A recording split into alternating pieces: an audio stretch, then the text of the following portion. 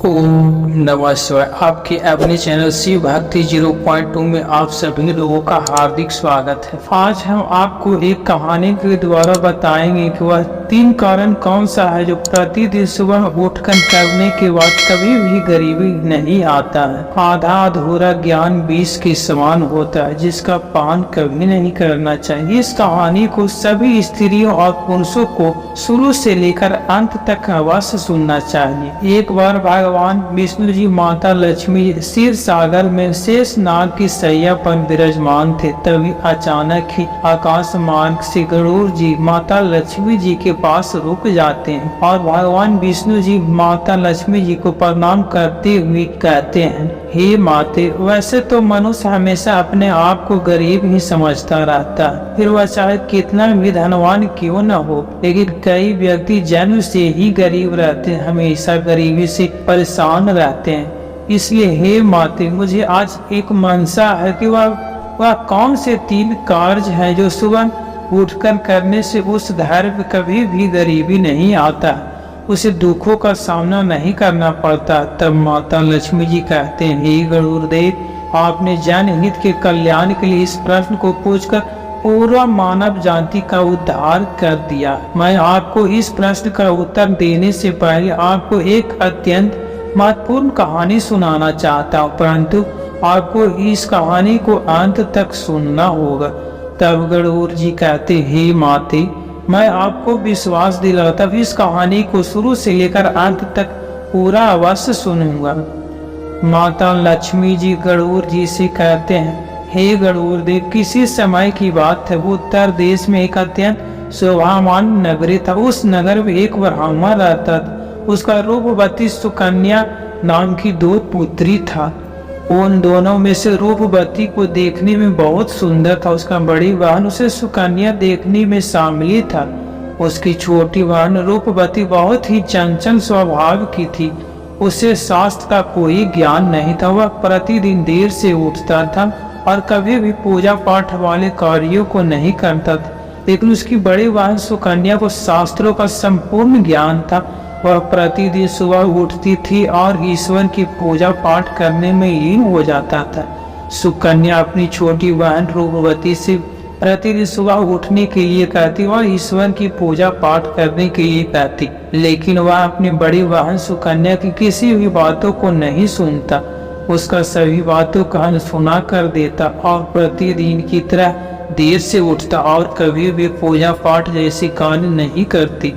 ऐसे ही कई वर्ष गुजर जाते हैं। फिर एक दिन उस ब्राह्मण ने सोचा कि मेरी दोनों पुत्रियां जवान हो गया, अब मुझे अपनी पुत्रियों का विवाह कर देना चाहिए।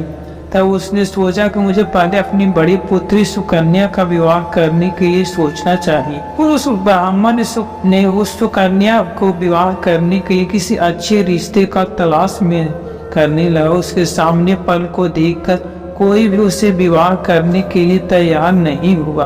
फिर एक दिन वह ब्राह्मण किसी नगर से गुजर रहा था। तभी उसने देखा कि कुछ व्यक्ति एक नवयुवक को मार रहे हैं। तब उसने उस नवयुवक को उन व्यक्तियों से बचाकर अपने घर ले आया और घर पहुंचकर उस ब्राह्मण ने उस नवयुवक को भोजन कराया और उसे सोने के लिए जगह दिया। सुबह उठते ही उस ब्राह्मण ने उस नवयुवक से पूछा, हे पुत्र, तुम कौन हो और कहाँ से आ रहे हो?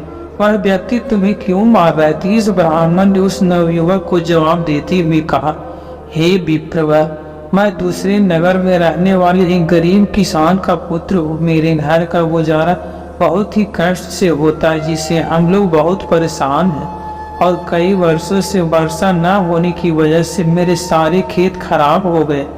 इस वजह से मैंने कुछ व्यक्तियों से फिर से खेती करने के लिए कर्ज लिया और मैं उन व्यक्तियों का धन समय पर नहीं चुका पाया, क्योंकि मैंने जो धन व्यक्तियों से खेती करने के लिए लिया था वह धन खेत में फसल को कीड़े लग जाने की वजह से खत्म हो गया।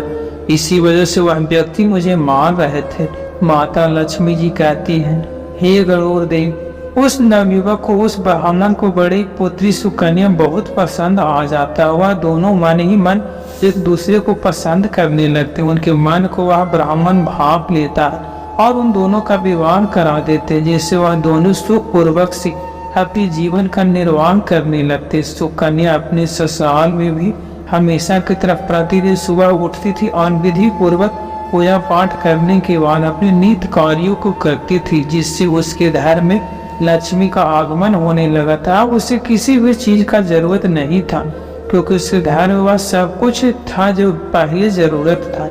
उधर उस ब्राह्मण ने सोचा कि मैं बड़ी पुत्री सुकन्या का विवाह धूमधाम से हो गया, अब वह अपने घर में सुखपूर्वक जीवन निर्वाह कर रहा है। अब मुझे अपनी छोटी पुत्री रूपवती का विवाह भी करा देना चाहिए, जिससे वह अपने जीवन का सुखपूर्वक से निर्वाहन कर सके। फिर उसने रूपवती का विवाह एक धनवान सेठ के पुत्र के साथ कर दिया, लेकिन उसका जीवन कई दिनों तक अच्छा नहीं चला, क्योंकि उसके पति को व्यापार में बहुत बड़ा नुकसान हुआ। इसी बीच उस सेठ के पिता की मृत्यु हो गई। उसके पिता की मृत्यु के बाद उसे जैसे आसमान ही टूट पड़ा, जिसका असर उसके व्यापार पर पूरा पड़ा।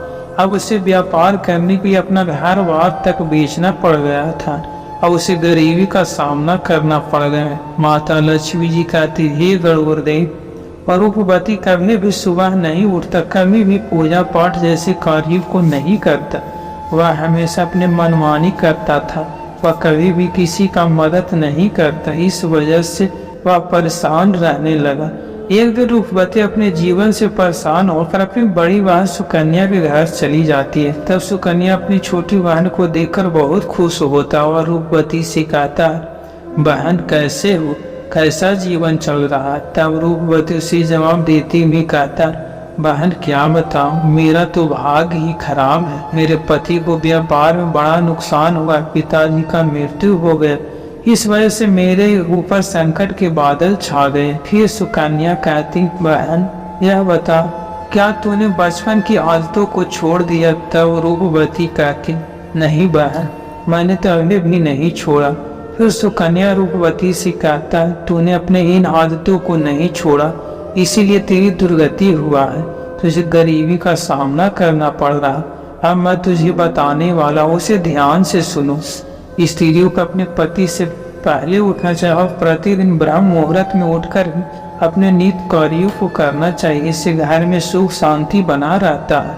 और सुबह उठते ही सूर्य देव को अर्घ देना चाहिए। स्त्रियों को सुबह उठते ही माता लक्ष्मी जी के सामने इस मंत्र का जाप करना चाहिए, जो मंत्र इस प्रकार है, काग्रे वस्ते लक्ष्मी कर मध्य सरस्वती कर मिले तो गोविंद प्रभाती कर दर्शन। इसके बाद अपने नित्य कार्यों को करना चाहिए। माता लक्ष्मी जी कहती है, हे गरुड़ देव, अगर कोई भी स्त्री प्रतिदिन इन 3 कार्यों को करता है तो वह कभी भी गरीब नहीं रहता। उसके घर में हमेशा धन संपदा का वास होता है, उसके घर में मेरा निवास हो जाता है। माता लक्ष्मी गरुड़ जी से कहती, हे गरुड़ देव, अब तो आपको आपके प्रश्न का उत्तर मिल ही गया होगा। तब गरुड़ जी कहते हैं, आपने बहुत ही महत्वपूर्ण ज्ञान दिया है, मैं इस ज्ञान का विस्तार पूरे ब्रह्मांड में करूंगा।